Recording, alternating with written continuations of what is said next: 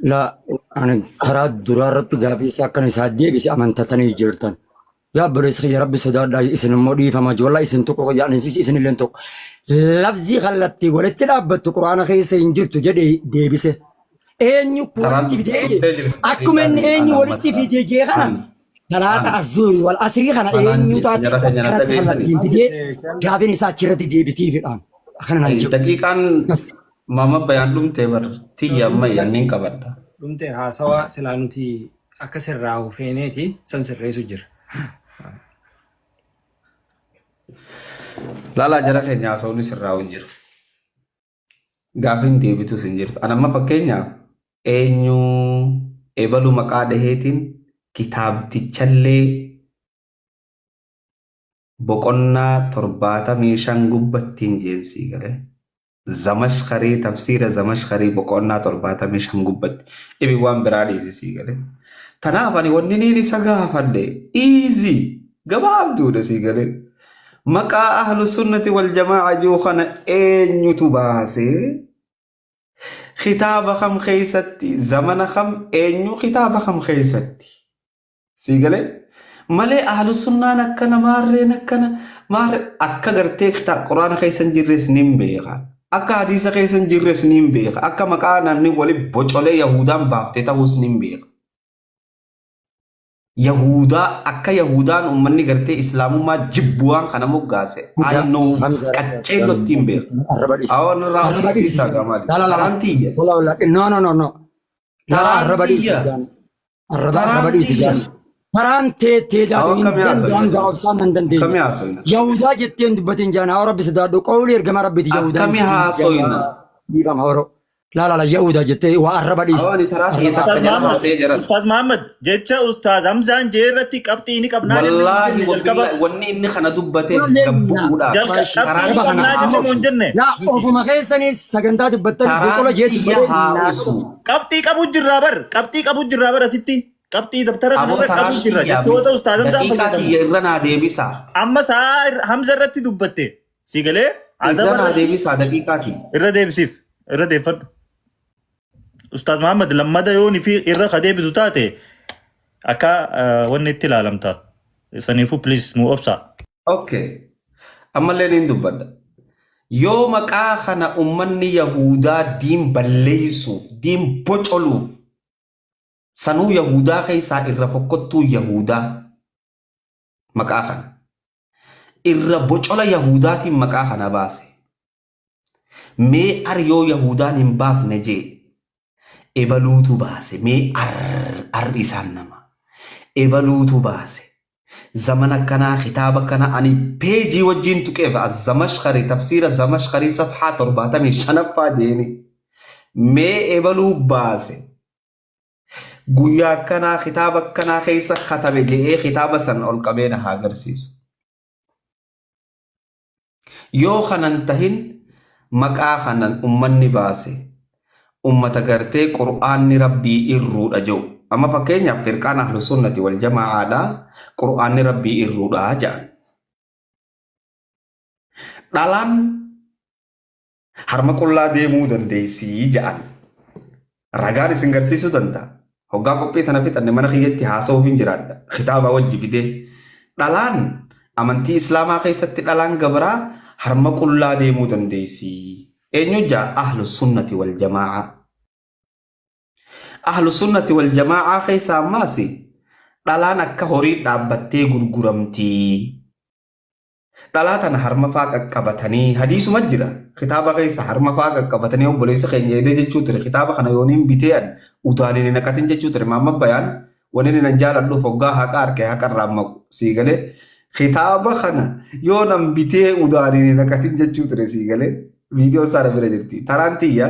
Tanaaf kitaaba warra ahlus sunnaa keessatti waan akkanaati jira jechuudha. Dhalaa tana hoggaa bituu deemtu dabbaa siifaa akkana qaqqabattee lallaaltee harma siifaa qaqqabattee lallaaltee tafafaa ol seeyxee kitaaba isaanii keessa jiraan ittiin qaanfatinaa jiin. Wallaa itti qaanfatan hoggaan akkana jee itti qaanfatan amantii fi namni qaanfatu. Tanaafuu warra kanaan maqaa kana baase jechuudha. Wanni inni dhahuu sodaatuuf ani ragaanin isin garsa jira keenya takkaa ragaa malee dubbadhee hin beeku. Never ever. As baasi yoo jettan amma qophii biraarra jirra hoggaa laayivii tana finne mana kiyyetti isiniin garsiisuu jiraadha waan amma jee kana hunda firqaan ahlus sunnati wal jamaa'a jettu tuni warra rabbii kana harka lama qabaa jaallachuu gama mirgaarraa qabaa akkanatti rabbii keessan sodaadha rabbiin miilaan akka nama gartee dullattii qoraan hidhattuutti jahannam miila keessa kaayaa ja'a rabbummaan isaan itti amananuhu rabbii akkam akka ta'e mataa isin dhukkuba wallaahi siigalee tanaaf wanni obboleessi keenya cinaa naanna'uuf waan biraatii miti muslima tahaa hoottaa mushrikummaa keessaa bahaa shirkii keessaa bahaa yeroo hunda nabiyyii keenya arrabsan jaan ifiif katabatan kitaaba keessatti ganaan takka takka gaggoora hanga isaan dhiiga udaanitti ahlus sunnaadha beeka muslimaa miti ahlus sunnaan nabirra sheeka jaalattimmas ibnu teemiyaan jechuu rabbiin kophee kaayyatee paarkii keessa dhaabbataa jee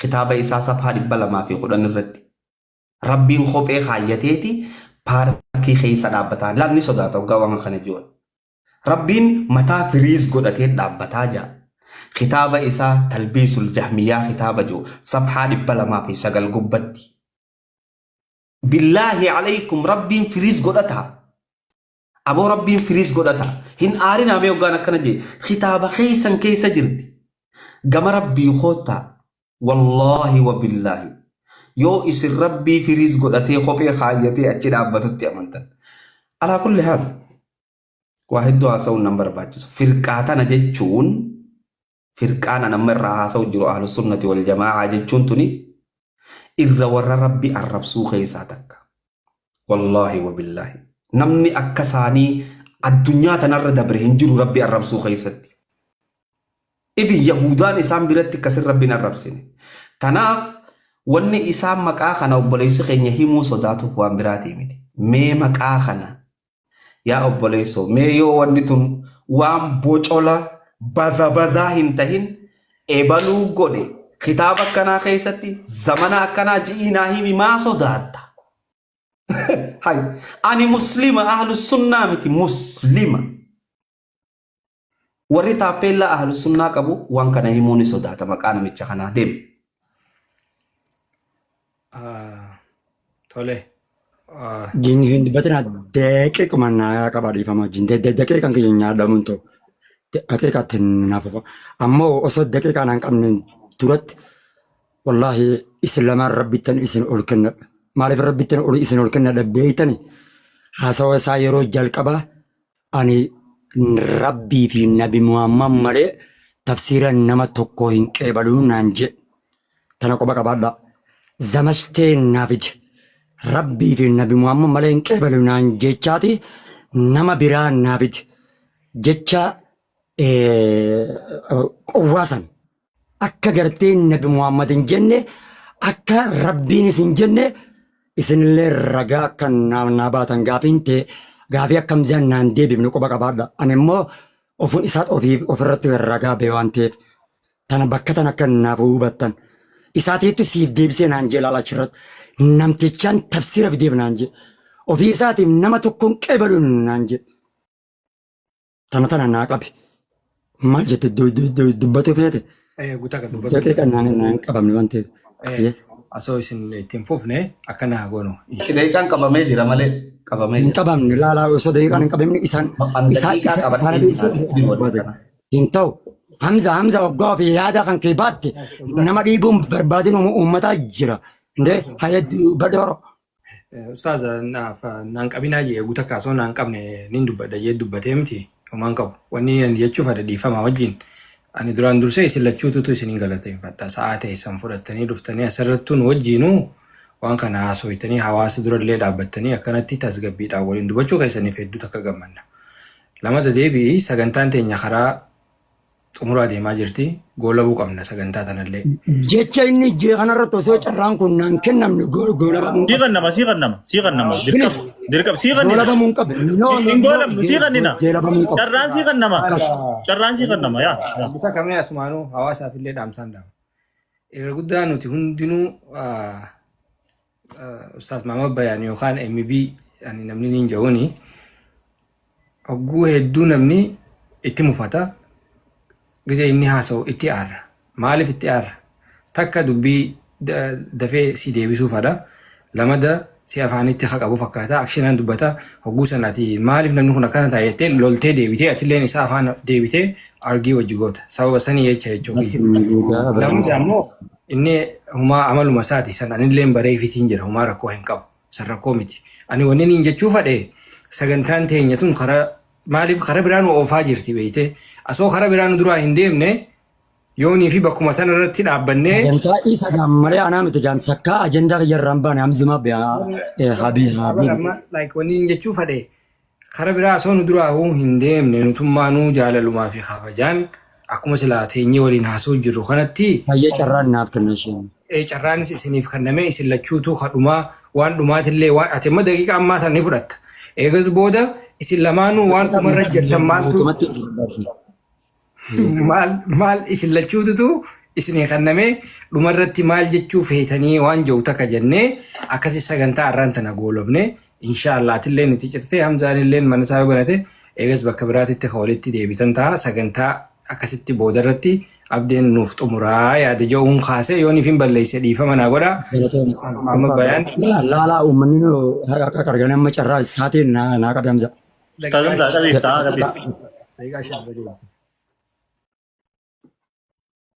Obboleeyyan kiyya hamzaan jecha ahlusunnati wal jamaa jedhu kana yahudaa jedhu ummata yahudaa jedhu. Yahudaan eenyu akka taate naa hubadhaa. Yahudaan nabi Muhammad hin hordoftu. Quraana hin hordoftu. Tokkichummaa rabbiin kaarte. Ciisaan takkaa Uzeyr Yahudaa jechuun warra Uzeyriin ibnullaahi warra jaansan. Quba qabaadhaa kan inni Yahudaa jechuun tun. Yahudaa jechuun warra Uzeyriin ilma rabbiiti warra jechuun. Warra kitaabni Tooraat itti bu'e san. Nasaaraan immoo warri Injiil nabiyyallaa Ciisaa irratti bu'e san. Nasaaraa jechi jamulaa Yahudaa fi Nasaaraa gara adda baafadha. Yahudaan Quraana Rabbii dhiisii Nabi Muhammad dhiisii inumaa hin kabarsiifti. Akka ahlusunnaan kanarraa walaba taate quba qabaadha. Ana reebintan isinii bitan ahlusunnaa jechuun warra Quraanaa fi hadiisa hordofan maa ana alayhi wa ashaabii jee Rasuulli alayhi salaatu karaa anaa fi saaban kiyya irra jiranii je tokko kana isinii bitan jira bocolaa miti kunillee ni quba qabaadha.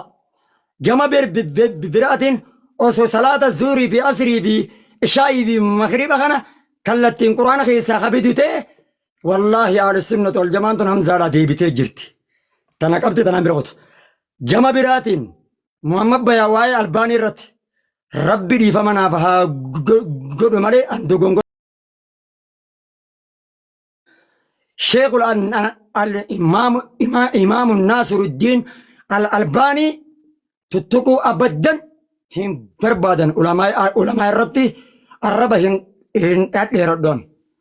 Rabbi tadda dabarteef rabbi dhiifama naaf haa godhu waan ta'eef. Imaamul Albaanii jechuun nama hadiisa seera qulqulluu qofachi as baasu. Maal akka ta'e as deebiftan. Warra ofiifuu sahabaa arrabsu.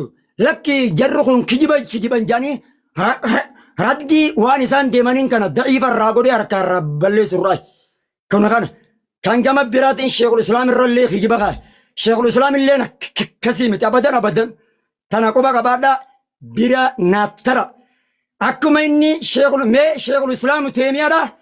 Ani sheekota Hamzaan itti amanu.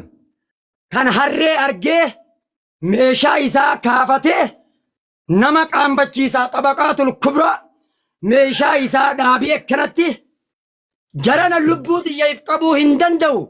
Harrittii tana na dura achi hiisaa jeen sanin as baase. Yoo sheekota keenya irraa Hamzaan sharmuutummaa waan akkanaa kan as baase wallaan isaaf hin qodhaa. Ani immoo sheekotaan warra Hamzaan kitaabni isaadhaa qiidaa mu'tazilaa akka taate hubadhaadhaan jaa sheekota warra Hamzaa achiniin as baase ka harree kaafatee meeshaatti qas.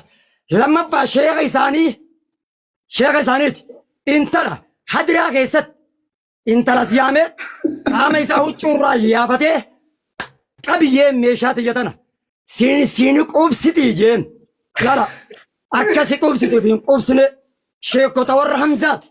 رجاس كنا وجدتن أسنكن أمس شيخوتا همزارا كأني أما رجات تفسيرات يفتونا منا قمنا جانين منا شرموت ما نمني شيخا منا شرموت ما دي مالكم والله كجبا متي طبقات الكبرى ترتيبا للفقايفا شيخ الإسلام تيمرة إذا هرّي أرجع مشا خافت يورجت يسكن تجيب ربنا تريكادي علماء تينيرت أفان دتيرت تانان شيخوتا تراك في كتاب شيخ جمّة نايم توهنا والله كهرّيتشا هرّيتشا تهرّيتتي لانا أسو هرّنتين أكد دبرتيتي إقامة هرّي راست ترت نما هرّيتي نمرة إقامة راست ترت مال جتنين شيخته هرّيتي دي جينا وارّيت تبريدته سلا إقامة كان يتوّسو أبان دبرتي لجنان هرّيتي تأوّفته تانتني قابات تونس أدابه راجعان فيداف بالغما شيكوتا مور رمضان يفتوانا راجعان فيداف شيكوتا كنيرتي شيخ الإسلام تيميرتي أفان ديرتين بارك الله فيك تنس أجندة برارة ولدت ديبنا شيكون نمزان اتيامانو أنا ورا هرّي أرجع هرّي رتي ميشا خافت بارك الله فيكم السلام عليكم Thank you والله. نجا كيسنا Gutakka.